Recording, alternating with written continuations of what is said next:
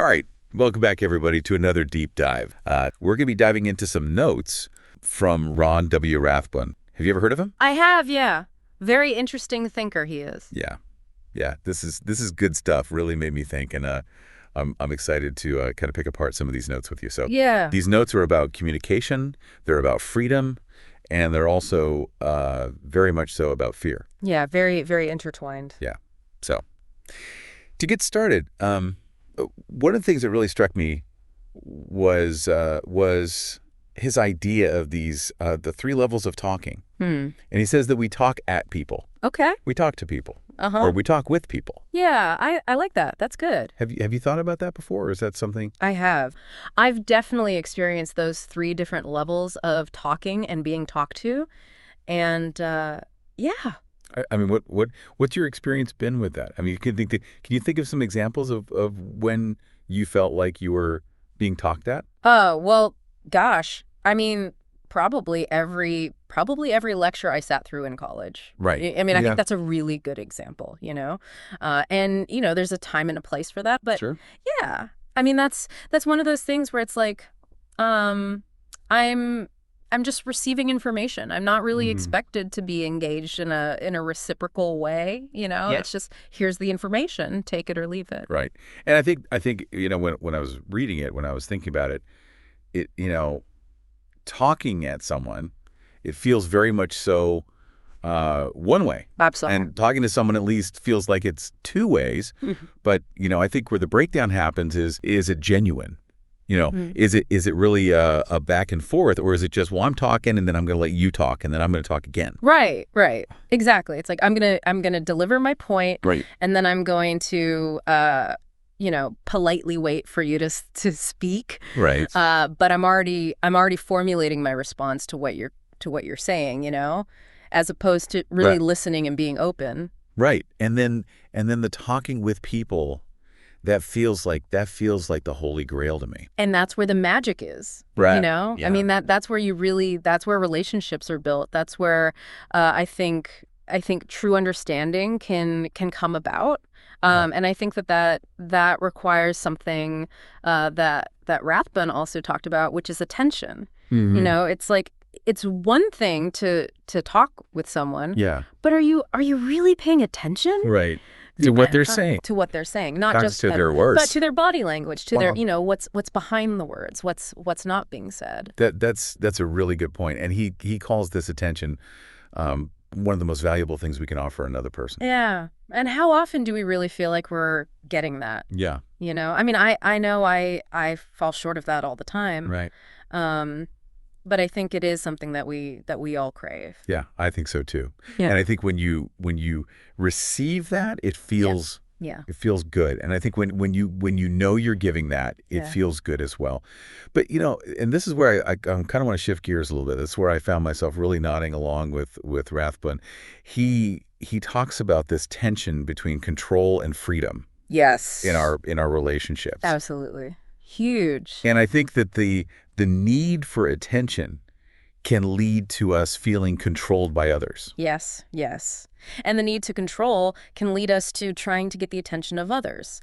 I mean, it's a two-way street. There's a real, I think we all want to feel seen and heard. Right. And I think that's a natural human desire. Yeah. But it's when that desire turns into a need, right, that it can become problematic, because then we're placing our sense of self-worth on something external. We're placing it on getting that attention, on getting that validation from someone else, as opposed to finding it within ourselves. Yeah. And I think that's a really important distinction to make. Yeah, I think so too.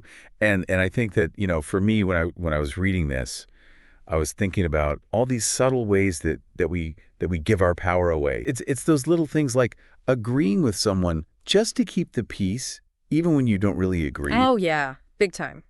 Or not saying what you really think, because you don't want to ruffle any feathers. Yes. And those seem like small things, but I think they add up over time. Well, we absolutely do. Yeah, it's like death by 1,000 paper cuts. Right. It's those little things that just chip away at our sense of self, at our sense of freedom. Okay, so then he brings up fear, and this is where it gets really interesting to me. Yeah. He talks about how fear creates these mental compartments. What do you think he means by that? Well, I think what he's getting at is this idea that when we're afraid, we tend to isolate ourselves. Yes. We kind of retreat into our own little world. Right. And we kind of build these walls around ourselves. And each of these walls is made up of different fears. Oh, okay. Like fear of rejection, fear of judgment, fear of failure, fear of success even, Right. Sometimes we're even afraid of our own potential. Yeah. And I think those are the things that keep us from really connecting with other people. Yeah. Because if we're so afraid of being hurt, right, or being rejected or being judged, then we're not going to let anyone in. Right. We're gonna keep everybody at arm's length. Right. And that's going to prevent us from experiencing true connection. Yeah. So how do we? I mean, he goes on to say that the mind, when it is one-pointed and free of fear, that's when it's capable of experiencing true freedom. That's the goal, right? Yeah. What does that mean to? I mean, one-pointed sounds very Zen. Zen. Yeah. Yeah.